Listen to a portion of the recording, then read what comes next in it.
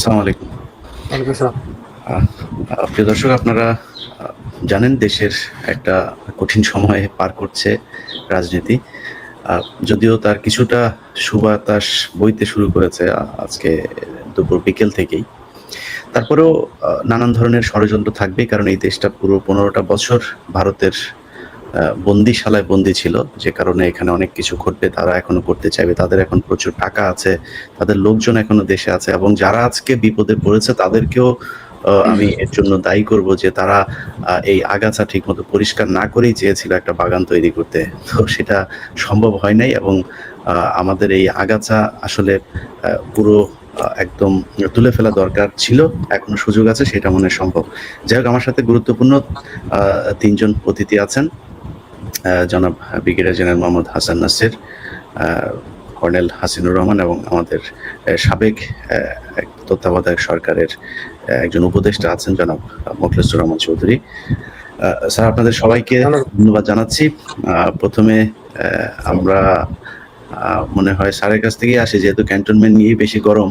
তো হাসান স্যারের কাছ থেকে জেনে আসি স্যার, এখনো কি অবস্থা কি? মানে এই যে সেনাবাহিনী নিয়ে আমাদের তো এত আলোচনা কখনো হয় নাই যে আমাদের সেনাপ্রধান সাহেব উনি একবার এই বক্তব্য দিচ্ছেন, একবার হাসনাতকে ডেকে নিয়ে বলছেন আওয়ামী লীগকে রাখতে হবে, রিফাইন আওয়ামী লীগ আনতে হবে, আবার আওয়ামী লীগ নিষিদ্ধের সময় ওনার মতামত আসে। মানে ওনার এত মতামত কেন? মানে আমাদের দেশে পলিটিক্সে যদি কোনো সময় সরকার দখলও করে নেয় সেনাবাহিনী, তারপরে এত আলোচনা করেন নাই। মানে উনি দখলে নেওয়ার আগে এত ধরনের আলোচনা সমালোচনা এইসবের জন্ম দিচ্ছেন কেন?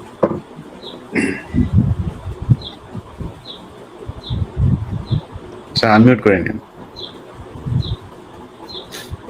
স্যার আনমিউট করেন স্যার। আসসালামু আলাইকুম। ফিরোজ ভাই, আমাকে ধন্যবাদ আমন্ত্রণ জানানোর জন্য, এবং দর্শক মন্ডলী যারা দেখছেন এবং ভবিষ্যতে দেখবেন। গত কয়েকদিন ধরে আর কি, গত 48 ঘন্টার উপরে একটা টেনশন চলছে সারা দেশব্যাপী। বিশেষ করে রাত হলেই এই টেনশনটা বাড়ে, কেননা আমাদের পার্শ্ববর্তী দেশের মিডিয়া এত অ্যাক্টিভ এবং তারা কাল্পনিক চালিয়ে যাচ্ছে। হ্যালো, এই গুজবের কারণে মানুষ আরো বেশি আতঙ্কের মধ্যে রয়েছে বা চিন্তার মধ্যে রয়েছে। বাট যেটা আমরা দেখলাম, সেনাপ্রধানের যে বক্তব্য ছিল, সেই বক্তব্যটা যেভাবে মিডিয়াতে, সোশ্যাল মিডিয়াতে এসছে, আমাদের ব্যক্তিগত ধারণা হচ্ছে এটা একটা স্টেজ ম্যানেজড সেটআপ ছিল। উনি বক্তব্য দিয়েছেন খুব সংক্ষিপ্ত, তারপরে বিভিন্ন সাবজেক্টের উপরে প্রশ্ন এসেছে। সেই প্রশ্নগুলোর উত্তর সার্বিক বিষয়টাকে, দেশের সবকিছু যা সরকার সম্পৃক্ত এবং বেশিরভাগই সেনাবাহিনীর দায়িত্বের বা যারা প্রশ্ন করেছেন তাদের দায়িত্বের বাইরে পড়ে, আইন শৃঙ্খলা বিষয় ব্যতীত। সেই হিসেবে আমি মনে করি যে প্রশ্নটাও হয়তো সেট আপ করা ছিল যাতে উত্তরগুলা পছন্দ মতো দেওয়া যায়, এবং সার্বিক বিষয়টা, বক্তব্যের সারমর্মটা যেটা বেরিয়েছে চুম্বক অংশ হিসেবে সকল মিডিয়াতে আমরা দেখলাম একই কথা প্রচার হয়েছে। এটা থেকেই আমরা বরং ধারণা করছি যে এটা একটা স্টেজ ম্যানেজ গেম ছিল, এবং যেটা জনমনে ব্যাপক প্রতিক্রিয়া সৃষ্টি করেছে। এবং সেই পরিপ্রেক্ষিতে আমরা আশা করছিলাম যে অবশ্যই সেনা সদর দপ্তর থেকে কোনো মন্তব্য আসবে, এবং সেটা দেরিতে হলেও এসেছে, এবং গুজবের কান দেওয়া থেকে বিরত থাকতে সবাইকে অনুরোধ করা হয়েছে। আমরা আশা করব যে যেটা সোশ্যাল মিডিয়াতে বেরিয়েছে সেটা সঠিক না, বা সেনাবাহিনী তাদের ক্ষমতার বাইরে কখনো স্টেপ আউট করার চেষ্টা করে নাই। আমি এই প্রসঙ্গে একটা বিষয় অবতারণা করতে চাচ্ছি। 1996 সালের মেতে যখন একটা তত্ত্বাবধায়ক সরকার ছিল, বিএনপি সরকার ক্ষমতা ছেড়ে দিয়েছে এবং ইলেকশন হবে, এই মুহূর্তে জেনারেল নাসিম তখন বিএনপিরই নির্বাচিত সেনাপ্রধান ছিলেন, এবং উনি বেশ কিছুদিন ধরেই চেষ্টা করছিলেন, এবং আমরা যতদূর জানি সেটা আমাদের পার্শ্ববর্তী দেশের, যেটা আমরা উলফল্যান্ড বলি, উলফল্যান্ডের মদতেই কাজটা উনি করছিলেন বেশ কিছু ওনার ঘনিষ্ঠ অফিসারদেরকে দিয়ে।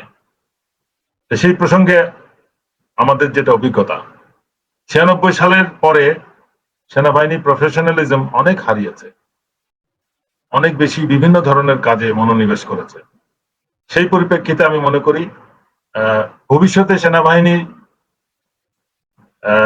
ক্ষুদ্র গোষ্ঠী যে কোনো রকম বিশৃঙ্খলা সৃষ্টি করতে পারবে, বাট সমন্বিতভাবে কোনো মার্শাল ল বা জরুরি আইন জারি করে দেশকে সামলাতে পারবে বলে আমার যথেষ্ট সন্দেহ আছে।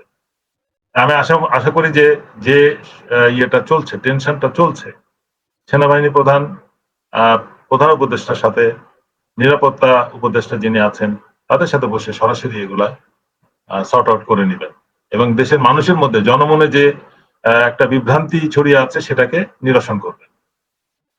একটা জিনিস খেয়াল রাখতে হবে যে 96 সালে কিন্তু জনগণ এটার সাথে সম্পৃক্ত ছিল না। সশস্ত্র বাহিনীর দুইটা অংশ এবং সরকার, তত্ত্বাবধায়ক সরকার ছিল। এখন কিন্তু জনগণ যথেষ্ট সচেতন এবং গত 16 বছরের অত্যাচার অবিচার তারা ভুলে নাই। সেই পরিপ্রেক্ষিতে যে কোনো ধরনের অ্যাডভেঞ্চার আমি মনে করি যে জনগণই তড়িৎ রুখে দাঁড়াবে এবং সশস্ত্র বাহিনী আরো বিব্রত হবে। আমরা যেখানে অগস্টের পর থেকে সংগ্রাম করছি যে সশস্ত্র বাহিনী তার হারানো সম্মান ফিরে পাক, যারা গত 16 বছরে অন্যায় অবিচার গুম খুনের সাথে জড়িত, দুর্নীতির সাথে জড়িত ছিল, তাদেরকে তদন্ত বিচারের আওতায় না হোক, সেটা আমরা এখনো সফল হইনি।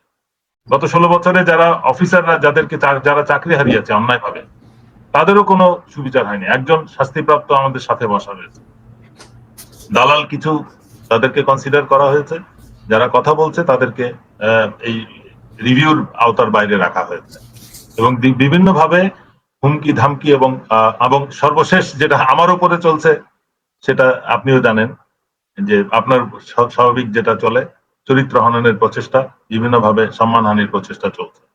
এই ব্যাপারে জনগণ সব জানে, সেনাবাহিনীতে যারা আমার সাথে চাকরি করেছে সবাই জানে। আমি মনে করি এগুলা সফল হবে না।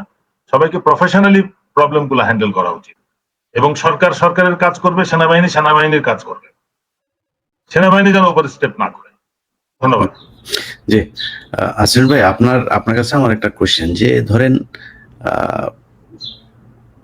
এই যে সেনাবাহিনীর এই মুহূর্তে আমি ওনাদের বিভিন্ন আলোচনায়, সবশেষ যেই আলোচনা উনি অফিসারদেরকে যখন অ্যাড্রেস করেছেন, সেখানেও তিনি একটা কথা বলেছেন জোরালো ভাবে, যে ইউনূস সরকার হচ্ছে কি আপনার দিয়ে দিচ্ছে, এই কি বলে, করিডোর দিয়ে দিচ্ছে। তো আমি স্যার আপনার কাছে জানতে চাই যে আপনিও হিলটেকটে আপনি কাজ করেছেন, সেখানে কমেন্ট করেছেন, মানে আপনার কি মনে হয় যে পাহাড়ে সেনাবাহিনীর যা করা দরকার, মানে উনি যে এত দেশপ্রেম দেখাচ্ছেন যে করিডোর হলে দেশ হয়ে যাবে, এই মুহূর্তে পাহাড়ের যে অবস্থাটা আছে সেটা কি ঠিক মতো চলছে কিনা আপনার মনে হয়? সেনাবাহিনী তার দায়িত্বটা পালন করছে কিনা?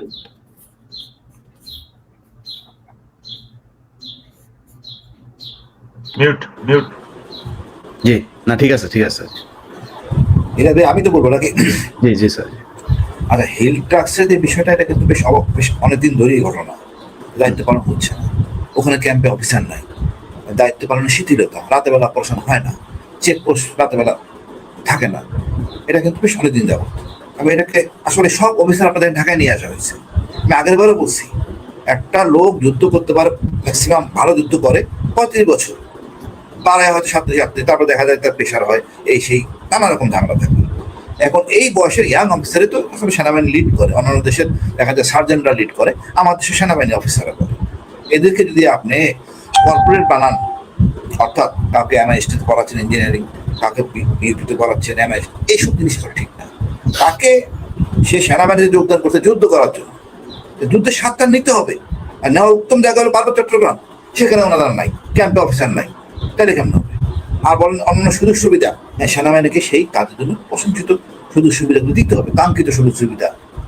যেমন আমরা যুদ্ধ করলে খুব ভালো কাজ করলে সাহেব সেনাবাহিনীর প্রধান প্রশংসা পদ্ধতিতে এখন হয়তো দেয়, বাট বীর প্রতীক বা অন্যান্য খেতাব যেগুলো ছিল সেগুলি এখন নাই। এটা আওয়ামী সরকার ইচ্ছে করে করছে। এটা একটা মানুষ কাজ করে, আমি একটা ভালো একটা অ্যাওয়ার্ড পাবো যদি সাফল্য লাখ যদি ফেভার করে, ঝুঁকি সেনাবাহিনী নিবে, সেইগুলি বন্ধ করে দেওয়া হয়েছে। তারপরে মনে করেন ডিফারেন্সিয়েট করা হয়েছে যে সেনাবাহিনীর খেতাব যারা পাবেন তাদের পুরস্কার একরকম, 71 পুরস্কার একরকম। আপনি দেখেন আয়রন ক্রস সেই ফার্স্ট ওয়ার্ল্ড থেকে শুরু করে পরিবর্তন হয় নাই। আওয়ামী সরকার ইচ্ছে করে এটা করছে যাতে এরা কাজ না করে, এর ক্ষমতা কমাই দাও, খেতাব কমাই দাও। তারপরে দেখেন একটা অফিসার হিলটেক্সে ক্যাম্পে থাকে, ভাঙ্গা চূড়া একটা ছনের ঘরে থাকে, তার থাকার কথা কিন্তু সুন্দর একটা কোয়ার্টার। সেই জায়গায় বিসিএস ক্যাডার বলেন, কৃষি বলেন, যাই বলেন, একটা ভালো সম্মানজনক অবস্থা থাকে, না হলে সে একটা হাউস অ্যালাউন্স পায়, মুভমেন্ট করলে টিএডিএ পায়। সেনাবাহিনীর কিছুই নাই। এই একই সেনাবাহিনী অফিসার বিডিআরে যখন কাজ করে সুন্দর টিএডিএ পায়, হাউস রেন্ট সহ পায়। এই বৈষম্য থাকলে তো আসলে একটু হতাশ হয় মানুষের। এগুলি আমরা কোনো চিন্তা করতাম না। কেন করতাম না? আমি কমিশন থেকে হিল টেস্ট আমাদের নিজের মনে করে নিছি। এখন তাকে নিজের মনে করে নিতে যায়, জনগণ জানে না আমাদের কত অফিসার মারা গেছে। আজকে একটা অনুষ্ঠান হচ্ছে হিল টেস্ট নিয়ে, জনগণ জানে না আমাদের কত অফিসার মারা গেছে, কত বাঙালি মারা গেছে। এগুলি আনা হয় নাই। আমাদের এই মৃত্যুর পিছনে দায়ী ভারত, অ্যাবসলিউটলি ভারত। শান্তিবাহিনীকে প্রশিক্ষণ, অস্ত্র দেওয়া, আমাদের প্রায় 30,000 লোক মারা গেছে। কোনো রাজনীতিবিদ কোনো কথা বলেন নাই। হোক বিএনপি, আওয়ামী লীগ করার কথাই না, ঠিক করছে। মাহমুদুল আলম বলেছিলেন যে সেনাবাহিনী সমস্যার জন্য হাসিনাই বলছিলেন যেটা আর্মি দায়ী।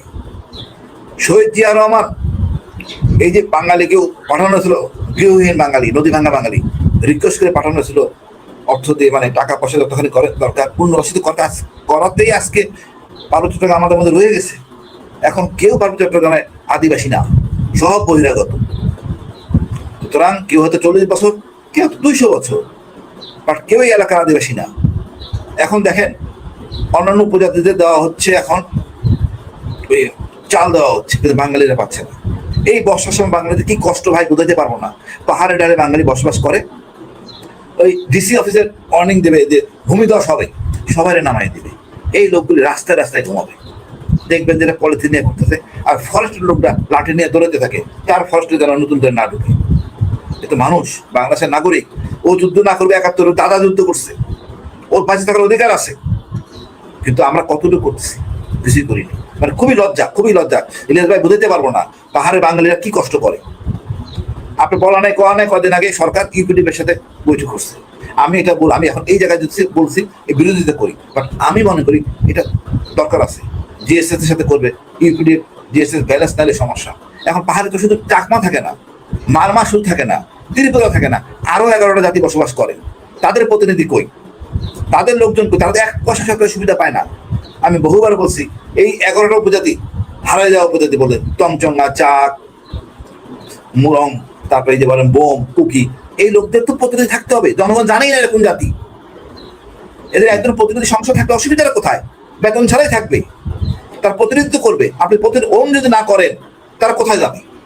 এদের সবাইকে ওন করতে হবে, তারপরে সব স্টেক হোল্ডারদের বসতে হবে তোমাদের কিভাবে তোমাদের সমস্যার সমাধান করা যায়। আমরা তা করি না, আসলে সমস্যার সমাধান করতে চাচ্ছি না। আমি মনে করি ভাই এইদিকে একটু আসি স্যার, এইদিকে একটু আসি যে আপনি মানে এই যে সংকটটা তৈরি হলো, ঢাকাতে যে সংকট তৈরি হলো, এই সংকটের জন্য দায়ী কে? কি হলো বা হচ্ছে? এই সংকটের জন্য দায়ী সেনাপ্রধানের অনুসারীরা, তাদের আশেপাশের লোকগুলি এটা তাদের রং পথে গাইড করতেছে। একজন সেনাপ্রধান জানেন না, উনি সব ফেসবুক দেখেন না, তেমন পড়েন না, ডিসকভার, তার যে সহযোগীরা আছে ভুল পথে গাইড করতেছে। আমার খেয়াল আছে সাল 96 এ কথা বলছেন, আমি তো মিলিটারি অফিসে থাকা থেকে আমি কিন্তু খেপে গেছিলাম খালেদা জিয়ার উপরে, কেন আমার সেনাপ্রধানকে বের করে দেওয়া হলো। সত্য কথা, তা মেজর। বাট এই কাজটাকে, এটা গণতান্ত্রিক পক্ষে এটা গ্রহণযোগ্য না। আমিও ভুল, আজকে যেটা হইতেছে এটাও ভুল। সেনাপ্রধান এইসব কথা বলতে পারেন না। উনি যদি সেনাবাহিনী প্রধান ওনার অফিসারের সাথে কথা বলেন, আমি বলবো তার ব্যর্থতা, কেন এই তথ্যগুলি বাইরে গেল। আর সে যদি নিয়ে থাকে সেটা ভিন্ন কথা, তাহলে উনি প্রচন্ড ভুল করে ফেলবেন। অর্থাৎ সেনাপ্রধান দাবি করেন একটা প্যাট্রিয়টেড আর্মি, সেটা না। তার সাথে একমত না। জনগণের 5% কি দাঁড়াইছে? আর্মির প্রতি নেগেটিভ হিসেবে উপর। আমি মনে করি সেনাপ্রধান যাই করুক, উনি 5 তারিখে এই বিপ্লবের শেষের দিকে হইলেও উনি আমাদের দলের, আমাদের বিপ্লবের সাথে ছিলেন, এই জন্যই প্রশংসিত। বাট ওনার যদি কিছু কাজ করেন যেটা রাষ্ট্র পরিচালনার ক্ষতিকর, তাহলে ভুল। সরকারের উচিত সেনাপ্রধানকে আপন করে নেওয়া, আর সেনাপ্রধানও উচিত যে সে সেনাপ্রধান, তার নিজের একক কিছু করার নাই। এই সমস্যা গত 2 দিন আগে না, এই সমস্যা শুরু হয়েছে আপনি খেয়াল করেন শাহবাগে ওই বিজয়ের পরে। বাংলাদেশ সবাই যে মানে একটা বিজয় হলো, সাফল্য হলো, সেই মানে আওয়ামী লীগের নিষিদ্ধ হলো, তারপরে যে একটা বড় খানা খাওয়া দাওয়া হলো, গরু জবাই করা হলো শাহবাগে, তখন থেকে সমস্যাটা শুরু হয়েছে। আর এই সমস্যার মূল কারণ হলো আওয়ামী লীগকে নিষিদ্ধ করো। এটা হয়তো সেনাবাহিনীর পুরো জেনারেলদের 90% কেন, আমি বলবো অন্তত 50% জেনারেলরা অখুশি। তারা তো আওয়ামী সুবিধাবাদী জেনারেল ছিল, তারপরে সামনে বিচার, নানা সমস্যায়। তো এইখানে তারা একটু অখুশি, আওয়ামী লীগ আসতে পারলো না, নির্বাচন করতে পারলো না। এতে অন্তত আমি মনক্ষুণ্ণ হলেও কিছু করার নাই। জনগণ চায় না আওয়ামী লীগ আসবে না, আর এটাই বাস্তবতা। তারপরে দেখেন এই ইশরাক আমাদের খোকাবের ছেলে, তার এই বিজয়টা না উচিত হয় না, এটা বিতর্ক সৃষ্টি করছে। আমি মনে করি এই বিতর্কের জন্যই লোকজন খেপে গেছে। তারপরে যেন ওয়াকারের কথোপকথন, ভুল বোঝাবুঝি, ওইখানে মনে করেন ওই স্টেডিয়ামের ওখানে সেনাবাহিনীর ওখানে ট্রুস মুভমেন্ট, নানা রকম সমস্যা, এপিসি মুভমেন্ট, এগুলো নিয়ে অনেক আস্তম, মানে ওই দিন থেকে প্রায় 7-8 দিন এই ভুয়া রিউমার চলতেছিল। ভারত খুশি হচ্ছিল, তা আমরা এমন কোনো সুযোগ দিব না। সেনাবাহিনীকে বিতর্ক করার অবকাশ কারো নাই, সেনাপ্রধানেরও নাই। সেনাবাহিনীর প্রধান, সেনাবাহিনী দেশের সার্বভৌমত্বের প্রতীক, বাট আনুগত্য করে চলতে হবে। উভয়ের সাথে বিশাল গ্যাপ, এই গ্যাপের জন্য তাই আমাদের হাসান হাসিন স্যারের কোর্সমেট জেনারেল হাফিজ, এই গ্যাপ হওয়ার কোনো স্কোপ নাই। জেনারেল হাফিজ যদি ডাকতেন সেনাপতির দিকে আসো, এইগুলি কাভার আপ করে এগুলি করো, উনি করেন নাই। তো ওনার কাজটা কি? উনি সকল সমস্যার স্রষ্টা। নাহলে তো মানে উপদেষ্টা, প্রধান উপদেষ্টা খুব ব্যস্ত মানুষ, ডিফেন্স মিনিস্টার, ওনার প্রধান হাতে এত সেনাপ্রধান, উনি সাথে নিয়ে উনি চলবেন, উনি চলেন নাই। আর না চলার কারণ হলো, আর একটা জিনিস বলি, ধরেন মানে প্রধান উপদেষ্টা কিছুই বুঝেন না, উনি খালি বিদেশে কিছুই বুঝেন না। মানে এই দেশের সারা দেশের মানুষ একটা জায়গায় যদি বলি, ধরেন ফারুকের কেউ চায় নাই, সারা দেশে তোলপাড় হইলো, মানে ওনার জোর করে ওনারে বসাইতে হবে। ধরেন আপনি ইশরাকের কথা যেটা বললেন, আমি নিজে ইশরাকের পক্ষে পোস্ট দিয়েছি যে ইশরাককে যারা দিচ্ছে না তারা স্বৈরাচারের দোষর। এটা কেন দিয়েছি যে, আর ভাই সব জায়গাতেই তো বাই চয়েস আপনি নিয়ে বসাচ্ছেন। হ্যাঁ হ্যাঁ ঠিক আছে, এটা তো ইলেকশনের মাধ্যমে আসে না। তো উনি চাচ্ছে ও তো এই আন্দোলনের সময় ও ছিল, মাঠে ছিল, তোরে বসাইলে সমস্যা কি? ওরে কোর্ট থেকে আর আইটাই দিয়ে আইনা বসাইতে হবে দরকার নেই। কিন্তু পরিস্থিতিটা যখন এই পর্যায়ে গেল, তখন আমি নিজে ইশরাককে বলেছি যে ভাই সোশ্যাল মিডিয়া বোধহয় আপনার বিরুদ্ধে চলে যাচ্ছে, মানুষ মনে হয় আপনার বিরুদ্ধে, আমি তাকে বলেছি। তো এখন ধরেন এই যে কাজগুলো করা হইলো, এই সব মিলায় যদি নাকি আপনি চিন্তা করেন যে সরকার যে সিদ্ধান্তটা যখন দেখলো যে বিএনপি এরকম করছে, ঠিক আছে বসায় দিলেই পারতো ইশরাককে, তারাই এরকম করলো কেন? এখানে কি সরকারের এই তথ্যগুলি কে দিবে? এটা দেওয়ার কথা ডিজিএনএসআই, ডিজিএফআই, তারা দেয় নাই। এখন এদের যে কাজ আছে, আগে কি হইতো ভাই, সকালবেলা ডিজিএফআই কাজ মানে হাসিনারে কল দিত, একটা ভালো একটা সংবাদ শোনাইতো, তারপরে কাজ শুরু হইতো। আর কোনো কাজ নাই, কারণ তো নিজেদের পেশাগত কাজ করেন নাই। আজকে জিজ্ঞেস করে সীমান্তের 10 মান বাইরে কোন কোন মসজিদ আছে, কোন কোন জনগোষ্ঠী আছে, কিছু বলতে পারবে না। আমরা তো এই বাহিনীকে কাজে লাগাই নাই, ব্যক্তিগত লাঠিয়াল হিসেবে কাজ করেছি আমরা ডিজিএফআই কে, এনআইসি কে। এখন এই জায়গা থেকে সরে যান, ডক্টর ইউনূস মনে করতেছেন আমি আমার কাজ করবো, ডিজিএফআই কাজ করবে। আসলে সেটা হয় না এত বছর, এটা প্র্যাকটিস। সুতরাং এই গ্যাপটা ফিল করা হচ্ছিল হাফিজের, ওনার অ্যাকচুয়াল কোনো কাজ থাকার পর নাই, এইটা গ্যাপটা কাভার করতো। ডিজিএফআই যদি সবসময় হাফিজের কাছে যাইতো, এখন তো নিরাপত্তা প্রতিষ্ঠা চলে আসছে, উনি দায়িত্ববান, ওনার কাছে দায়িত্ব হবে, আনুগত্য মানতে হবে। এর মধ্যে বিতর্ক, অনেকে মানতে রাজি না। আমাদের অনেক ভাই কোস্টমেটরা জেনারেল সিভিলিয়ান কি বুঝে, আর সিভিলিয়ান কি বুঝে মানে এই যে নোশানগুলি, এটা খুব খারাপ। ওই ভদ্রলোক অনার্সে ফার্স্ট ক্লাস, ফার্স্ট দেখেন সব জায়গায় ফার্স্ট, ওনার বিশেষ ক্যাডার উনি ফার্স্ট। উনি যদি মমতাজ হইতো তখন তো সবাই মানতো ভাই, মমতাজ হলে কিন্তু আজকে কোনো সমস্যা থাকতো না। এখন মমতাজ নাই, ওনারে এই আমাদের খলিল সাহেবকে মানবেন না, এটা কথা হলো না। এমনও দায়িত্ব দেওয়া হয়েছে, দায়িত্বকে আমরা অ্যাসিস্ট করবো, এই অ্যাসিস্ট করলে আজকে ভুল বুঝাবুঝি হইতো না, ওয়াকারও আজকে এই কাজগুলি করতো না, আমরা বিবৃতিবার্তা করতাম না। আমার মনে হয় এই সমস্যাটা সমাধান হবে, এই জিনিসটা কাভার আপ করবেন, যাতে আমরা দেশটাকে কাঙ্ক্ষিত জায়গায় নিতে পারি ভাই। জি স্যার, আপনার কাছে যাই। আপনি তত্ত্বাবধায়ক সরকারের সাবেক প্রেস সেক্রেটারি ছিলেন, এরপরে অ্যাডভাইজার হয়েছিলেন। তো কি দেখছেন, মানে আমরা যদি বঙ্গভবনের অর্থাৎ যমুনার কথা যদি জানতে চাই, মানে সেইখানের সবকিছু কি ঠিকঠাক চলছে কিনা? আমাদের মনে আছে যে 111-এর এক একজন উপদেষ্টা মানে বাঘের মতো ছিল। আমি সেটা ভালো করেছে খারাপ করেছে আমার জানা দরকার, কিন্তু এক একজন বাঘের মতো ছিল। তাদের মানে একটা মন্ত্রণালয়ে তাদেরকে পাত্তা দিত। কিন্তু এখনকার অনেক উপদেষ্টাদেরকে দেখি সচিবরা পাত্তা দেয় না, উপদেষ্টারা অসহায়ের মতো কথা বলে। নানান দিকের মানে একটা জায়গায় পুলিশের আপনি যদি দেখেন, আইজিপির এক ওসিকে সরানোর ক্ষমতা আইজিপির নাই। বিভিন্ন দিকে এই যে ক্ষমতাকে করে দেওয়া, আপনার মানে ডিস্ট্রিবিউট করা, এটা আপনি আগের যে সরকার ছিল তার সাথে কোনো বর্তমান তত্ত্বাবধায়ক সরকার যদি বলি বা নিরপেক্ষ সরকার যেটা বিপ্লবী সরকার, কোনো পার্থক্য দেখছেন কিনা, ভুল দেখছেন কিনা? ধন্যবাদ জনাব ইলিয়াস হোসেন, এবং আজকে অনুষ্ঠানের সহ আলোচক ব্রিগেডিয়ার হাসান নাসির এবং কর্নেল হাসিনুর রহমানকেও ধন্যবাদ জানাই। আজকে আমাকে যে প্রশ্নগুলো আপনি করেছেন, আমার মনে হয় আমার জন্য এটাই ভালো। এবং তারা যেহেতু দুজনই সেনাবাহিনীতে ছিলেন, তাদের বক্তব্য একাডেমিক্যালি তারা বলছেন, সেই হিসেবেই থাকাই ভালো। ধন্যবাদ। আমি মনে করি এই বিষয়টা উত্তর এভাবে দেওয়া দরকার যে আপনার প্রশ্নের মধ্যে উত্তর আছে। উত্তরটা হচ্ছে এরকম যে বর্তমান সরকারের যে উপদেষ্টা আছেন বেশিরভাগ অভিজ্ঞতাহীন, এবং এর আগের যে সরকারগুলোর সাথে আপনি যদি তুলনা করেন, বিচারপতি শাহাবুদ্দিন আহমেদের সরকার, এবং কি বিচারপতি লতিফুর রহমানের সরকার, বিচারপতি হাবিবুর রহমানের সরকার, যে কেয়ারটেকার গভর্নমেন্টগুলো বা ইন্টারিম গভর্নমেন্ট ছিল, প্রথমে যে বিচারপতি শাহাবুদ্দিন আহমেদ 1991 সালে যে গভর্নমেন্ট পরিচালনা করেছেন সেটা অন্তর্বর্তীকালীন সরকার ছিল বর্তমান সরকারের মতো।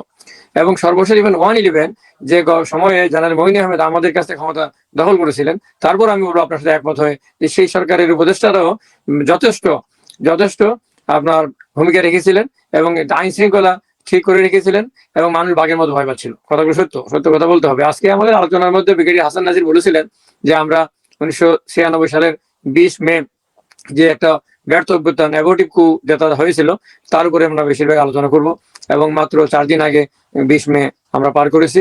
এরপরে বাংলাদেশে আমি একটা জিনিস এই প্রসঙ্গে বলার প্রয়োজন মনে করি যে সশস্ত্র বাহিনী, বাংলাদেশ আর্ম ফোর্সেস যে ভূমিকা আমাদের মুক্তিযুদ্ধে বা স্বাধীনতা যুদ্ধে রেখেছে, পরবর্তীকালে রেখেছে, প্রত্যেক সরকার পরিবর্তনে ভালো এবং মন্দ, কখনো কখনো ভালো কাজে, কখনো মন্দ কাজে বা খারাপ কাজে সেনাবাহিনী ব্যবহৃত হয়েছে বা সেনাবাহিনীর কমান্ডাররা এর মধ্যে যুক্ত হয়েছেন। সেই হিসেবে আমরা যদি ধরে নেই 1971 সালে জেনারেল মোহাম্মদ আতাউর খান উসমানী বাংলাদেশের প্রথম জেনারেল, সর্বাধিনায়ক, স্বাধীনতা যুদ্ধের সর্বাধিনায়ক, বাংলাদেশের মুক্তিযুদ্ধের সর্বাধিনায়ক, শুধুমাত্র সেনাবাহিনীর বা সশস্ত্র বাহিনীর সর্বাধিনায়ক না। এখানে ভুল বা শুদ্ধ হয়েছে এটা বলার সুযোগ না, এই কারণে যে তখন আমরা হেফাজত রয়েছে আমরা স্বাধীনতা যুদ্ধ শুরু করেছিলাম এবং জেনারেল উসমানীকে এটা কনফার করা হয়েছিল অস্থায়ী সরকার 1971 সালে মুজিবনগরের আমর কানুন থেকে তাকে মুক্তিযুদ্ধের সর্বাধিনায়ক, মুক্তি বাহিনীর সর্বাধিনায়ক তাকে করেছিল এবং তার সমস্ত মুক্তিযুদ্ধ সার্টিফিকেট গুলোতে এইভাবে ছিল, আছে পুরোনো সার্টিফিকেটগুলোতে। তো সেই সময় 71 সালে 11টা সেক্টরে বাংলাদেশকে ভাগ করা হয়েছিল। তেলিয়াপাড়াতে সেক্টর কমান্ডারের মিটিং করে জেনারেল উসমানী যেভাবে বাংলাদেশ স্বাধীনতা যুদ্ধে দায়িত্ব নিয়েছিলেন, সেটা ভারত যদি আমাদের সহযোগিতা নাও করতো, একটু সময় বেশি লাগতো, বাংলাদেশ স্বাধীন হতো। কথাটা ফ্রেম করার জন্য সংক্ষেপে নিয়ে যাচ্ছি। এরপর 1975 সালে বাংলাদেশ সেনাবাহিনীর যে ভূমিকা এবং বাংলাদেশ সেনাবাহিনী বিদেশে আগ্রাসন থেকে বাংলাদেশকে রক্ষা করলো। তারপরে আপনি চলে আসেন 1990 সালে যে সেনাবাহিনীর প্রধান জেনারেল হোসেন মোহাম্মদ এরশাদ 15 বছর ক্ষমতা থাকার পর যখন আন্দোলনের মাধ্যমে 1987 সালে সরকার পরিবর্তন হলো না, যেহেতু সেনা প্রধান বা সেনাবাহিনী সরকারের পক্ষে ছিল, যখন সেনাবাহিনী এবং সেনা প্রধান 1990 সালে জেনারেল নুরুদ্দিন খানের নেতৃত্বে সরকারের পক্ষ থেকে সাপোর্ট উইথড্র করার পরে সরকার পরিবর্তন হয়ে গেল। আমরা সেই সময় কাছাকাছি আন্দোলনে ছিলাম, আমি এটাও শর্ট করছি। এরপরে আমরা যদি 96 সালের 20 মের যে কু হয়েছিল, যে কুদাতা জেনারেল আবু সালেম মোহাম্মদ নাসিম বীর বিক্রম, তার সাথে আমার ব্যক্তিগত সম্পর্ক ভালো ছিল, কিন্তু তিনি একটা কথা আমাকে প্রায় বলতেন বঙ্গভবনে বিভিন্ন রিসেপশনে, স্বাধীনতা যুদ্ধ বিজয়, স্বাধীনতা দিবস, বিজয় দিবস সহ বিভিন্ন অনুষ্ঠানে বলতেন যে I will be another Zia Rahman. আমি বলতাম তাকে যে আপনি আনাদার জিয়া রহমান হবেন কি হবেন না, অনলি আল্লাহ নোজ। বিষয়টা হচ্ছে যে এখানে এইভাবে আপনি কথাগুলো পাবলিক মিটিং এ পুরো, আমি তো একা কথাগুলো বলছি আপনাদের কয়েকজনকে, আমি এইভাবে না বলাই ভালো। অর্থাৎ একটু আগে ব্রিগেডিয়ার হাসান নাসির বলছিলেন যে 96 সালের 20 মের কুর আগে কিন্তু জানাজানি হয়ে গেছিল অনেক আগে থেকে। এমনকি টিএনটির চেয়ারম্যান জেনারেল নাসিমের মামা এম এইচ চৌধুরীকে বেগম জিয়ার হাত দিয়ে, প্রধানমন্ত্রী বেগম জিয়ার হাত দিয়ে সেখানে বসানো হয়েছিল কেন? তার হাত দিয়ে টেলিফোন ইন্টারসেপ্ট করা হবে গুরুত্বপূর্ণ লোকদের, সেটা করা হয়েছিল। এবং আমি সেদিন দৈনিক দিনকালে ব্রিগেড জেনারেল নাসিমের যে কথোপকথন বাংলাদেশের কোনো পত্রিকা সেদিন সাহস করে নাই, আমরা সেদিন সেই পত্রিকাতে জেনারেল নাসিমের ক্যাসেট কেলেঙ্কারি প্রকাশ করেছিলাম, আমাদের বোমা মেরে অফিস উড়িয়ে দেওয়ার হুমকি দেওয়া হয়েছিল, সেটা ফেস করেছিলাম আল্লাহ রহমতে। যাই হোক, বিএনপিকে বলা হয়েছিল এবং জেনারেল নুরুদ্দিন খান যখন সেনাবাহিনী প্রধান ছিলেন, 49 জন ব্রিগেডিয়ার কর্নেলের চাকরি চলে যায়। নুরুদ্দিন খান গলফ ক্লাবে গলফ খেলেন, তাদেরকে অফিসাররা ফোন করে বলেন, জেনারেল নুরুদ্দিন খানকে অফিসাররা ফোন করে বলেন, স্যার আমার তো চাকরি নাই। বলে কি বলো? আমি তো জানি না, ফাইল তো আমার মাধ্যমে আসে নাই। জেনারেল নাসিম তখন ডিজি ছিলেন, তাকে এতই বিশ্বাস করা হয়েছিল, তার মাধ্যমে সব ফাইল যেত, তিনি এইভাবে ফাইল সাইন করে নিয়ে আসতেন। অনেক ঘটনা ঘটেছে, মানে এরপর যেটা হয়েছে নাসিম ক্ষমতা দখল করবেন বিশ্বাস করা হয়নি। এখন যদি এরপরে আমি চলে আসি 2007 সালে আমি যখন রাষ্ট্র ক্ষমতা ছিলাম, যখন জেনারেল মঈন আহমেদ ক্ষমতা দখল করেছিলেন, সেটাও আমি সংক্ষেপ করব। তখন বলা হয়েছিল রাজনৈতিক সরকারকে, নির্বাচিত সরকারকে আমি বলেছিলাম এবং আমি শীর্ষস্থানে 5 পাতার আমার হাতের লেখা কাগজ দিয়েছিলাম যে জেনারেল মঈন আহমেদকে যাতে সেনাপ্রধান না করা হয়। তারপরে করা হয়েছিল, কিন্তু পরবর্তী যখন আমার হাতে পূর্ণ ক্ষমতা আসলো তখন আমাকে তাকে বাদ দিতে দেওয়া হয়নি এবং সেনাবাহিনীতে কোনো বাদ দিতে দেওয়া হয়নি কাউকে। এবং এই যে বিষয়গুলো এগুলো করা হয়েছে, এখানে ভালো মন্দ খারাপ কারো বিরুদ্ধে পক্ষে আমি কিছুই বলছি না, আমি ফ্যাক্ট গুলো বললাম সংক্ষেপে। এরপরে যারা দেখেন 96 সালের 20 মের যে অ্যাবর্টিভ কু বা ফেইল কু অথবা ব্যর্থ অভ্যুত্থান যারাই বলি না কেন, এরপরে সর্বশেষ যারা দাঁড়িয়েছে যে 16 বছর প্রায় 16 বছর বা 15.5 বছর শেখ হাসিনার নেতৃত্বে যে একটি অবৈধ, একটি ফেসিস্ট, একটা স্বৈরাচারী সরকার বাংলাদেশের রাষ্ট্র ক্ষমতা জগদ্দল পাথরের মতো চেপে বসেছিল। এই সরকার 2008 সালের 29শে ডিসেম্বর একটা নির্বাচনের মাধ্যমে, প্রশ্নবিদ্ধ নির্বাচনের মাধ্যমে ক্ষমতা এসেছিল, এবং ক্ষমতা আসার পর 2014 সালে যে নির্বাচন হয়েছিল, সেই 14 নির্বাচনে 5ই জানুয়ারি নির্বাচনে একটি সুষ্ঠু নির্বাচন হলে দেশে গণতন্ত্র প্রতিষ্ঠিত হতো, গণতন্ত্রের ধারাবাহিকতা বজায় থাকতো। এমনও যদি হতো বাংলাদেশের মানুষ একটি ওই ইতিহাসগুলো আসলে আমরা জানি, আমরা বর্তমান নিয়েই থাকি যে 24 এই মুহূর্তে আপনাদের সরকারের অভিজ্ঞতার প্রেক্ষিতে এই সরকারকে আপনি কি অ্যাডভাইস করবেন, কিভাবে চলা উচিত, কোনো ভুল হচ্ছে? এটা আমার মনে তারা দুইজন অলরেডি কিছু কিছু অ্যাডভাইস করে ফেলেছেন। আমি আপনার সাথে, আপনিও দুই একটা পয়েন্ট বলেছেন উপস্থাপনের সুযোগে, আমি মনে হয় ওই পয়েন্টে যাই। বর্তমান সরকারের দায়িত্ব হবে যে সেনাবাহিনীর সঙ্গে, আমি কাজ করেছি আমার পিএইচডি গবেষণার মধ্যে, সিভিল মিলিটারি রিলেশন, সিএমআর আছে, সিভিল এবং মিলিটারিকে মিলে কাজ করতে হবে, এবং সিভিল অ্যাডমিনিস্ট্রেশনকে একটু আপার হ্যান্ড দিতে হবে, এবং মিলিটারির একসাথে একযোগে কাজ করবে সারা দুনিয়ার যে নিয়ম, এটাই আমাদের ফলো করতে হবে। আমি বঙ্গবন্ধু থাকা অবস্থায় যখন সিএমআর এর ক্ষেত্রে সিভিল এবং মিলিটারি অ্যাডমিনিস্ট্রেশনের যাকে যেখানে বসানো, সেটা করার কারণে doctor Sadat Hossain cabinet secretary তৎকালীন, তিনি বঙ্গবন্ধু চলে আসছেন, পাস চাচ্ছেন, বললে আমি আপনাকে স্যালুট দিতে চাই। বলে আপনি মিলিটারি অফিসার, আপনি স্যালুট দেবেন কেন? উনি বললেন যে আপনি যেভাবে যার যেখানে অবস্থা, সেটা আজকে একটা গোলমাল হচ্ছিল বঙ্গভবনে, সেটাকে সমাধান করে দিয়েছেন। তো আজকে যেটা দাঁড়িয়েছে যে সেটা হলো যে আমি, তাদের দুজনে বলেছেন, আপনিও বলেছেন, আমি যে বিষয়টা, মানে আমি যদি বিতর্কে আমার যদি মত থাকে এটা আপনার পছন্দ না হয়, সেটা তো আপনাকে প্রতিষ্ঠিত করতে হবে আজকে আলোচনার স্বার্থে, এবং এখানে ডিবেট যদি হয় তাহলে পক্ষে এবং বিপক্ষে আর্গুমেন্ট এবং কাউন্টার আর্গুমেন্ট থাকতে হবে। সেই হিসাবে বলি যে ওনারা বলেছেন, আমি বলছি যে জেনারেল ওয়াকারুজ্জামানের নেতৃত্বে বাংলাদেশ সেনাবাহিনী 2024 সালের 5ই আগস্ট, এর আগে তারা কে কি করেছেন আমি সেই প্রসঙ্গে আমি যাচ্ছি না, সেদিন তারা যে ভূমিকা রেখেছেন না, সেটা স্বৈরাচার পতনে, ফ্যাসিস্টের পতনে এই সেনাবাহিনী গুরুত্বপূর্ণ ভূমিকা রেখেছে। যেভাবে 1971 সালে বাংলাদেশ সেনাবাহিনী গুরুত্বপূর্ণ ভূমিকা রেখেছে দেশের স্বাধীনতা যুদ্ধে, যেভাবে 1990 সালে জেনারেল হোসেন মোহাম্মদ এরশাদের নেতৃত্বে স্বৈরাচারী সরকারকে হটাতে সেনাবাহিনীর 5 তারিখে কি ভূমিকা ছিল স্যার? ভূমিকা রেখেছে, এবং সেই ভূমিকাটা বলতে এটাই বলছি যে সেনাবাহিনী শেখ হাসিনাকে ক্ষমতা থেকে নামিয়ে দিয়েছে, এবং তিনি সেই অর্থে পদত্যাগ করেননি, কিন্তু পদত্যাগ করতে না চেয়ে তিনি জাতির উদ্দেশ্যে ভাষণ দিতে চেয়েছেন। সেনাবাহিনীর সেদিন ভূমিকা ছিল, পাবলিক সেনাবাহিনীর ওই দিন শেখ হাসিনারে তো গণধুলাই দিয়ে মারা হইতো, এটাই নিয়ম, কিন্তু সেনাবাহিনী তাকে বাঁচায় পাঠায় দিছে ওই দেশে। আমি ওই পয়েন্টে যাচ্ছি, কারণ আমাদের এবং তারপরের যে ভূমিকা, সেই ভূমিকাগুলো এই আসিফ নজরুলের নেতৃত্বে ছাত্ররা সেখানে গিয়েছে সেনাবাহিনীকে ভূমিকা রাখার জন্য। এখানে যা কিছু হইতো সেটা শাহবাগে হইতো, ঢাকা বিশ্ববিদ্যালয়ে হইতো, ছাত্ররা যেখান থেকে আন্দোলন করেছে, যেই ঘরে বসে চোরের মতো বসে ছাত্রদেরকে বক্তব্য দিতে হয়েছে, আমাদের কাছে ভিডিও পাঠিয়েছে, সেগুলো আমরা প্রচার করেছি, সেইখানে বসে হইতে হইতো সরকার গঠন, কিন্তু ক্যান্টনমেন্টে গিয়ে সেই সরকার গঠন করেই তো সবকিছু নষ্ট হয়েছে। এটা তো আপনার পয়েন্টটা কারেক্ট, এই যে করলে ওই সময় করতে হতো, কিন্তু তারা তো ওই সময় না করে 2 মাস 3 মাস পরে পরে ঘুম থেকে উঠে তারা যে কাজটা করছে, এখন ওনারাও বলেছেন এনসিপি যে কাজগুলো করেছে, তারা যেটা ইউনূস সাহেব তো নিজেই বলেছেন কালকে, বলেছেন যে তোমরা আমাকে বিপদে ফেলেছো, তোমরা যদি নিজেরা এখন সংযত না হও তাহলে আমি পদত্যাগ করবো।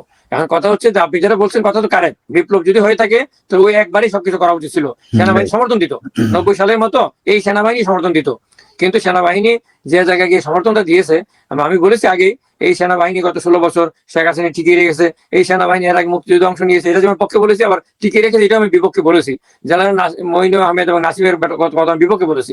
বাট আমি যে কথাটা বলতে চাচ্ছি যে বর্তমান সেনাবাহিনী যেটা করছে, যে জেনারেল ওয়াকারুজ্জামান যেটা বলেছেন যে তিনি কু করবেন না, আমি যেহেতু যুক্তির কারণে আমি কথাগুলো আমি আমার বক্তব্যটা দিচ্ছি, আমি as far age I am concern, তিনি বলেছেন যে তিনি, তার কোনো উচ্চাবিলাস নাই, এবং তিনি গণতন্ত্র বা নির্বাচন তাড়াতাড়ি করতে চাচ্ছেন। বাংলাদেশের ইতিহাসে বা অন্য দেশের ইতিহাসে যেখানে সেনাবাহিনী ক্ষমতা দখল করে বা কুপ্রন কান্ট্রিগুলো আছে, সেখানে সেনাবাহিনী দেরিতে নির্বাচন দিতে চায়। বাট জেনারেল ওয়াকারুজ্জামান 18 মাসের মধ্যে নির্বাচন দেওয়ার কথা প্রথমে বলেছিলেন, এখন ডিসেম্বরের মধ্যে নির্বাচন দিতে বলছেন, এবং বিএনপি স্থায়ী কমিটির পক্ষে এবং বিএনপির নেতৃত্বের পক্ষে জনাব তারেক রহমানের আশীর্বাদ পুষ্প সালাউদ্দিন আহমেদ যেটা বলেছেন, সেটা হলো যে জেনারেল ওয়াকারের বক্তব্যটা তিনি সমর্থন দিয়েছেন, বলেছেন তিনি ঠিক বক্তব্য দিয়েছেন, এবং সেনাবাহিনীর পক্ষ থেকে যে বক্তব্যটা দেওয়া হয়েছে নির্বাচন ডিসেম্বরের মধ্যে করান, এটাকে তিনি অ্যাপ্রিসিয়েট করেছেন। আর মতিউর রহমান চৌধুরী গতকালকে মানব জমিনে লিখেছেন জেনারেল ওয়াকারুজ্জামানের বক্তব্যের পক্ষে, এবং বলেছেন 4 জন ভেতরে আর 3 জন বাইরে থেকে বর্তমান সরকারকে, ডক্টর ইউনূস সরকারকে ক্ষতির দিকে ঠেলে দিয়েছে। আরেকটা বিষয় হচ্ছে, আমি আপনার দৃষ্টি আকর্ষণ করি আপনাদের 3 জনেরই, সেটা হচ্ছে যে মানব জমিনে কালকে লিখেছে, আমি সেই কথাই বলছি, যে পররাষ্ট্র উপদেষ্টা বলেছিলেন, নিশ্চয়ই আপনাদের মনে পড়ে, কিছুদিন আগে 10 দিন আগে বলেছিলেন যে নীতিগতভাবে আমরা মানবিক করিডোর দেওয়ার সিদ্ধান্ত নিয়েছি। এরপরে জনাব খলিলুর রহমান, যে নিরাপত্তা উপদেষ্টা এবং রোহিঙ্গা বিষয়ক হাই রিপ্রেজেন্টেটিভ, তিনি বলেছিলেন, গতকাল মানব জীবনে কথা লিখেছে, যে আমরা যাকে খুশি করিডোর দেবো, যে কোনো সিদ্ধান্ত নেব, এতে কে আমাদের বিরুদ্ধে বলো তাতে কিছু যায় আসে না। আর গত পরশুদিন তিনি কথাটা চেঞ্জ করে বলেছেন যে আমরা এরকম কথা বলিনি। তো এই কথাগুলো, কারণ যেহেতু আপনি বলেছেন সরকারের কি কি সমস্যা আছে, এই কথাগুলো বলতে কোঅর্ডিনেশন, ল্যাক অফ কোঅর্ডিনেশন, এবং বেশ কিছু উপদেষ্টা আছেন যাদের কোনো খবরই নাই। 4-5 জন উপদেষ্টা ছাড়া বাকি উপদেষ্টারা উপদেষ্টা হওয়ার উপযুক্ত নন, এবং তারা রাষ্ট্র পরিচালনার উপযুক্ত নন। এবং ধরে এসে যদি আমি বিভিন্ন ব্যাকগ্রাউন্ড থেকে, লোকাল ব্যাকগ্রাউন্ড থেকে, আমার এরিয়ার ব্যাকগ্রাউন্ড থেকে, তারপরে আমার বিভিন্ন নন গভর্নমেন্ট অর্গানাইজেশনের কারণে, বিভিন্ন কারণে আমি যদি তাদেরকে করি, এখনো সময় আছে। আপনি এগুলোকে সেটে ফেলুন, আপনি রিসাবল করুন, রিসাবল করে যোগ্য অভিজ্ঞ বাংলাদেশের রাষ্ট্র ব্যবস্থা বর্তমানে এমন একটা অবস্থা দাঁড়িয়ে আছে, সেখানে সিএমআর একসাথে কাজ করতে হবে। সিভিল মিলিটারি রিলেশন, ইন্ডিয়া আমাদের উৎপত্তি লেগে আছে, ভারতীয় গোয়েন্দা সংস্থা র আমাদের উপর যে কোনো সময় হামলা করার জন্য রেডি হয়ে বসে আছে। এবং আজকে দেখেন ইন্ডিয়ান টেলিভিশন চ্যানেলগুলো, কলকাতা এবং ভারতীয় চ্যানেলগুলো মিথ্যা কথা সেনাবাহিনীকে দিয়ে আমাদের সাথে যুদ্ধ বাঁধিয়ে দেওয়ার কাজ করছে। এবং মিয়ানমার একই সময় আরাকান আর্মি, আরসা এবং মিয়ানমার সহ যে অবস্থার সৃষ্টি করেছে আমাদেরকে। আমি তো একটা কথা সবসময় দেই, আমার থিওরিটিক্যালি আমি একটা জিনিস আমার থিওরির ইয়েতে প্রপোজ আমি করেছি যে পৃথিবীতে আগামীতে বেশ কিছুদিনের মধ্যে 3টা নতুন নিউক্লিয়ার পাওয়ার হবে। আমি 4র্থ নিউক্লিয়ার পাওয়ার হিসেবে বাংলাদেশকে চাই। কেন চাই? বাংলাদেশের ডিটারেন্ট হবে নিউক্লিয়ার পাওয়ার, এবং সৌদি আরব এবং ইরান দুইটাই নিউক্লিয়ার পাওয়ারের দ্বার প্রান্তে আছে, এবং ব্যালেন্স, চেক এন্ড ব্যালেন্স দুইটাই নিউক্লিয়ার পাওয়ার হয়ে যাবে। যেভাবে ইন্ডিয়া এবং পাকিস্তান একই সাথে চেক এন্ড ব্যালেন্সের জন্য নিউক্লিয়ার পাওয়ার জন্য হলো পৃথিবী মেনে নিয়েছিল, একইভাবে টার্কিও নিউক্লিয়ার পাওয়ার কাছাকাছি আছে, যদিও টার্কিতে আমেরিকান ঘাঁটি আছে, কাতারে আমেরিকান ঘাঁটি আছে। তো খুব তাড়াতাড়ি 3টা রাষ্ট্র নিউক্লিয়ার পাওয়ার হবে। আমি মনে করি 4র্থ রাষ্ট্র হিসেবে বাংলাদেশকে নিউক্লিয়ার পাওয়ার করতে হবে। এই সেনাবাহিনীর প্রধানদের র্যাঙ্ক এবং অন্যান্য বাহিনীর র্যাঙ্ক জেনারেল এবং সমমানের করার জন্য আমি কাজ করেছি। ব্রিগেডিয়ার সাবাস আশফাককে যখন 96 থেকে 2001 সালে আওয়ামী লীগ ক্ষমতা থাকার সময় হত্যা করা হয়েছিল ষোলো বানার পাওয়া পাকিস্তান আর্মি চট্টগ্রামে, তখন আমি রুখে দাঁড়িয়েছিলাম। মিটিং এ শেখ হাসিনার সাথে, তখন তৎকালীন প্রধানমন্ত্রী শেখ হাসিনার সাথে এটা নিয়ে আমি আর্গু করেছিলাম, এবং আমি নিউজ করেছিলাম যে তাকে হত্যা করা হয়েছে। ইত্তেফাক লিখেছিল তারা অবমৃত্যু হয়েছে। তখন শেখ হাসিনা আমাকে স্বীকার করেছিলেন যে সেনাবাহিনীর অফিসারে তাকে মেরেছে, আমি কিছু করতে পারবো না। ধন্যবাদ স্যার। আপনি যেটা বললেন পারমাণবিক, আমাদের বাংলাদেশ সেনাবাহিনী যদি এখন মিয়ানমারের সাথে যুদ্ধ লাগে, আমার বিশ্বাস আর কি ভীষণ রকমের একটা প্যাদানি খাবে বাংলাদেশ সেনাবাহিনী। সেই 1978 আর 1992 সালে যেভাবে রোহিঙ্গাদেরকে বের করা সম্ভব হয়েছিল, সেটা এবার সেনাবাহিনীর পক্ষে সম্ভব না। নিউক্লিয়ার তো বহুত দূরের কথা। যাই হোক, আমরা ওই আলোচনায় গেলাম না স্যার। হাসিনুর স্যার আপনারা দিয়ে শেষ করব, তার আগে ব্রিগেডিয়ার হাসান নাসির স্যার আপনার কাছে আসি, ছোট করে শেষ করি আমরা অনুষ্ঠানের শেষের দিকে। যে মানে কি করা উচিত আসলে, এটা দিয়ে শেষ করি। না, আমার বক্তব্য হচ্ছে যে মানে সেনাবাহিনী কিন্তু এখন ওই পর্যায়ে নাই রাষ্ট্র ক্ষমতা দখল করার। মানে আমি আবার ওই একই অভিজ্ঞতাতে চলে যাব। 92 সালে ঢাকার সেটআপটা ছিল বিএনপি গভর্নমেন্ট যেটা রেখে গিয়েছিল, মানে 9 ডিভিশন বলেন, ঢাকা ক্যান্টনমেন্ট বলেন, পুরাটাই ঢাকা মিরপুর। আর জেনারেল নাসিম সেনাপ্রধান হিসেবে তার যেহেতু একটা আকাঙ্ক্ষা ছিল, উনি যশোর ডিভিশন, ময়মনসিংহ এবং বগুড়াকে ওনার মতো করে সেট করেছিলেন। কিন্তু উনি যখন এবং 9 ডিভিশনও বলা যেতে পারে, জেনারেল ইমাম তার ক্যাডেট কলেজের ছোট ভাই হিসেবে, জেনারেল হারুন জিনিসটা কোঅর্ডিনেট করেছিলেন। সেই পরিস্থিতিতেও কিন্তু যখন উনি ঘোষণা দিয়ে দিলেন যে ওই 4 জন অফিসারের বরখাস্তের পরিপ্রেক্ষিতে উনি জেনারেল মতিন, জেনারেল উল আলম চৌধুরী এবং সুবেদ আলী ভুইয়াকে বরখাস্ত করে দিলেন সেনাপ্রধান, যেটা ওনার কোন অবস্থাতেই ক্ষমতার মধ্যে ছিল না। 3 জন জেনারেলকে উনি বরখাস্ত করে মানে সংযুক্ত করে দিলেন। সেই পরিস্থিতিতেই যুদ্ধ ঘোষণা।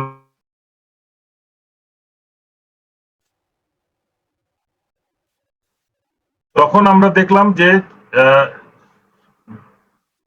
যশোর ডিভিশনে শুধু আদেশটা জারি হয়েছে। সারাদিন ধরে চেষ্টা করার পরে জেনারেল ইব্রাহিম শুধু একটা আদেশ জারি করতে পেরেছিলেন যে উনি ঢাকার দিকে মার্চ করবেন। বগুড়ার থেকে একটা রেকগনাইজেন্স পার্টি 19 তারিখ রাত্রে বের হয়েছে, ঘাটে, আরিচা ঘাটে, ওই নগরবাড়ি ঘাটে এসেছিল। পরদিন সকালে ওরা আসার আগেই দেখছে যে বগুড়ার থেকে ব্রিগেড আসার আগেই কিন্তু তারা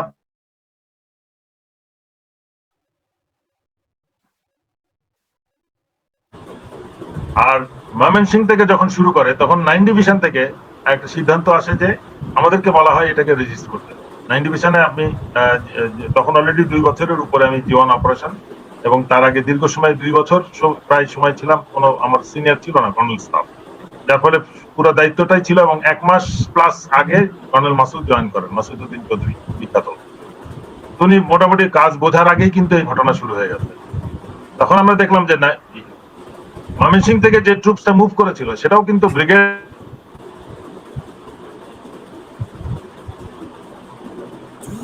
খুব কম সংখ্যক উনি ট্রুপস নিয়ে মুভ করতে পেরেছিলেন, ব্রিগেডিয়ার জিল্লুর রওনা হয়েছিল।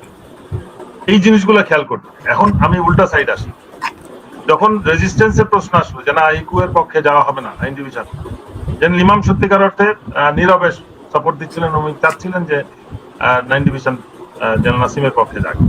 কিন্তু ইট ইজ ইয়াং অফিসার্স, মানে আমার rank lieutenant colonel and below, তারা কিন্তু আমরা রেজিস্ট করছি।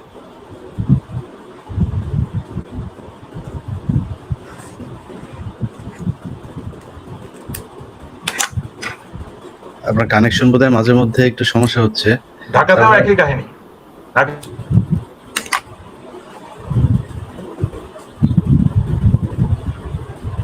আমরা কর্নেল হাসিনুর স্যার আপনার কাছ থেকে আসি, তারপরে হাসান স্যার আপনার কাছে আরেকবার আসবো। স্যার আপনারা দিয়ে শেষ করি এটা যে বিএনপিতে একজন নতুন নেতা গজিয়েছেন, যিনি কিভাবে গুম হয়েছেন আমরা জানি না।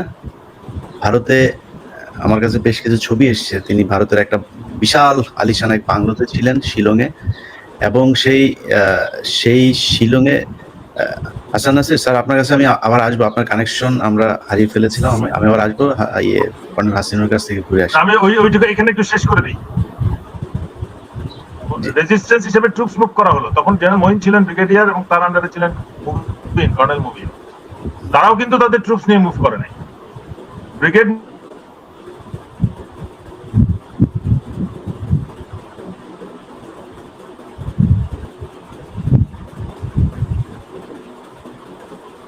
মানে after 3-4 hours effort general Moin তখন অনলি 79 ট্রুপস নিয়ে গাজীপুর গেছিল। এটা আমি বলতেছি। 46 ব্রিগেড কিন্তু বেরোয়নি, ঢাকায় বের হয়নি। আমার ধারণা যে সেনাবাহিনীর মধ্যম এবং নিম্ন পর্যায়ের যারা অফিসার এবং সৈনিক, তারা প্রকৃত অবস্থা বুঝতে পারছে দেশে। সেই পরিপ্রেক্ষিতে সেনাবাহিনীকে বৃহত্তর স্বার্থে কোনো ব্যবহার করা, দেশের বৃহত্তর স্বার্থের বিরুদ্ধে ব্যবহার করা এখন সম্ভব না। তারা জানে, কিন্তু জনগণের সাথে তারা মোটামুটি সোশ্যাল মিডিয়ার কারণে যথেষ্ট আপডেটেড। এই জন্য আমি বলতেছি যে কেউ যেন ওইটা চিন্তা না করে। আমরা কিন্তু ওই দিক থেকে আমার মনে হয় নিরাপদ। আগের থেকে যেহেতু সেনাবাহিনী আরো অনেক বেশি মানে পেশাগতভাবে একটু পিছিয়ে আছে, সেই হিসেবে আমি মনে করি যে এখন কেউ সাহস করবে না যে কারো ব্যক্তি স্বার্থে বা কোনো গোষ্ঠীকে প্রোটেকশন দেওয়ার জন্য এখন সরকারি ক্ষমতায় নিবে বা কোনো তৃতীয় শক্তি কাউকে ক্ষমতা দেওয়ার চেষ্টা করবে। এই জিনিসটাতে আমি বলতে চাচ্ছি যে এটা আমার মনে হয় না এটা সম্ভব। সেই জন্য একটা মীমাংসা করা উচিত এবং সরকারের শক্তভাবে জিনিসটা হ্যান্ডেল করতে হবে, নাহলে কিন্তু আবার এই ধরনের কথাবার্তা হতে পারে। জি ঠিক আছে। কর্নেল হাসিনুর স্যার, আপনারা যেটা প্রশ্ন করছিলাম যে বিএনপি কি, যে নেতার কথা বলছিলাম সালাউদ্দিন সাহেব, বিএনপি কি ভারতের হাতে পা দিচ্ছে কিনা সালাউদ্দিনের হাত ধরে, এরকম কোন সিমটম আপনি দেখছেন কিনা? ভাই আমরা ঘুম ছিলাম, এই ঘুম কমিশনের দৌড়াদৌড়ি করা, আগে পাশে কত কিছু কাজ করছি, তারপর মনে করেন মামলা করছি। সালাউদ্দিন সাহেব একটা এত বড় একটা ডকুমেন্ট যেটাতে ভারতকে আমরা কাবু করতে পারি। এই ভদ্রলোক ঘুম ছিলেন, এখন দেখতে ভারত প্রেমে পড়ে গেছেন।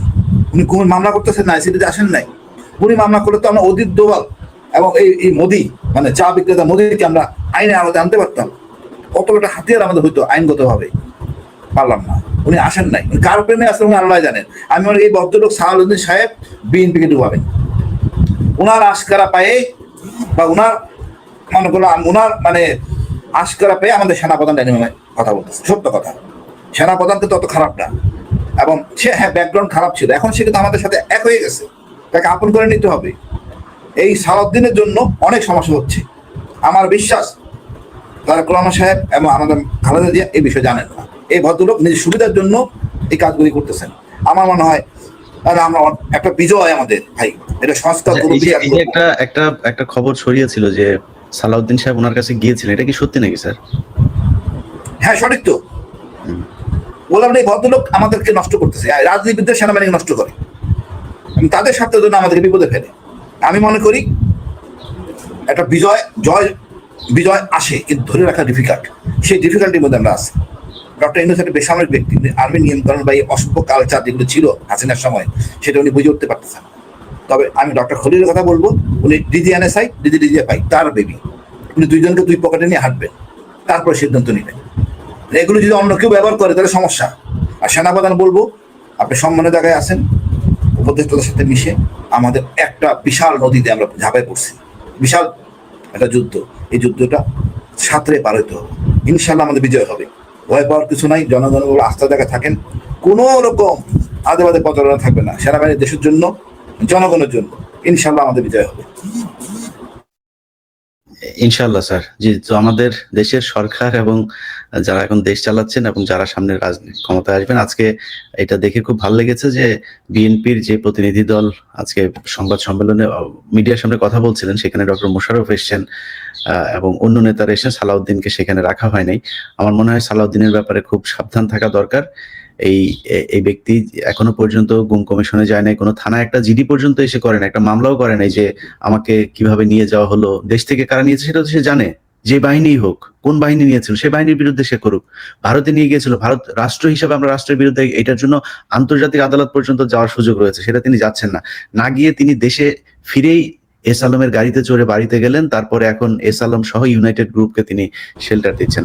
তো সালাউদ্দিন সাহেব, আপনার বেশ কিছু জিনিস আমার হাতে এসছে, কোন কোন বাড়ি আপনি নিয়েছেন কার কাছ থেকে, সেগুলো আমরা জানাবো। ইনশাল্লাহ সেই অনুসন্ধান চলছে। এই দেশে রয়ের লোকজন এসে বিএনপির মতো একটা জনপ্রিয় দল, যারা 15 বছর এই রয়ের দ্বারা নির্যাতিত হয়েছে, যে রয়ের কি বলবো, যে নিয়ন্ত্রণের থেকে তারপরে সেনাবাহিনী তারেক রহমানের উপরে নির্যাতন করেছে, সেই দলের উপরে রকে আবারও সওয়ার করতে দেওয়া হবে না ইনশাল্লাহ। আমার মনে হয় বিএনপির সে ফাঁদে পা দেবে না। স্যার, ওনারা দুবার করে কথা বলেছেন, আপনি একবার বলেছেন, যদিও আপনি অনেক বলেছেন, তারপরে যদি চান শেষে কিছু একটা বলে শেষ করতে চান। ধন্যবাদ। আমার মনে হয় যে সুন্দরভাবে আজকে একাডেমিক্যালি যে আলোচনাগুলো করেছেন, আমাদের সবার উদ্দেশ্য হচ্ছে একটি স্বাধীন সার্বভৌম বাংলাদেশ বিশ্ব মানচিত্রে টিকে থাকবে। Bangladesh is the 8th largest country in the world, population wise এটাকে কাউন্ট করা হয়, এবং 3rd বিগেস্ট মুসলিম কান্ট্রি। আমাদের অনেক ভালো ভালো স্টোরি আছে, সাকসেস স্টোরি আছে, আজকে এইগুলোকে ম্লান করে দেওয়া হচ্ছে।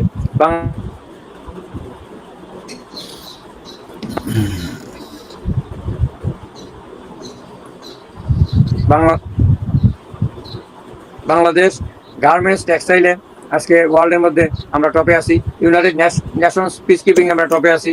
আজকে সিরামিক্স এবং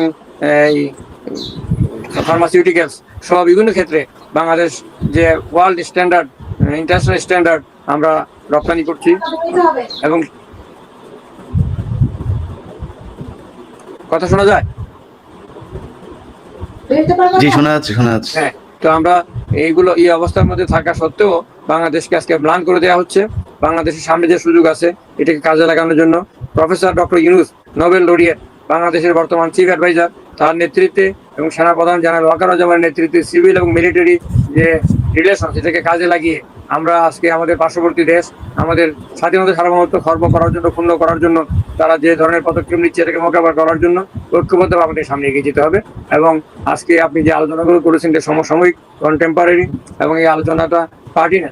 আজকে অনেক সোশ্যাল মিডিয়াতে অনেক সময় ইন্ডিয়ান মিডিয়াগুলোতে বিশেষ করে বাংলাদেশের বিরুদ্ধে সব মিথ্যা তথ্য দিয়ে তার প্রচার করছে। এগুলোকে আমাদের মোকাবেলা করতে হবে, এবং এগুলোকে মোকাবেলা করার মধ্য দিয়ে আমাদের স্বাধীনতা সার্বভৌমত্ব রক্ষার জন্য আমরা যার যে অবস্থানে আমরা আছি সেটাকে কাজে লাগাতে পারবো। ধন্যবাদ। আল্লাহ হাফেজ।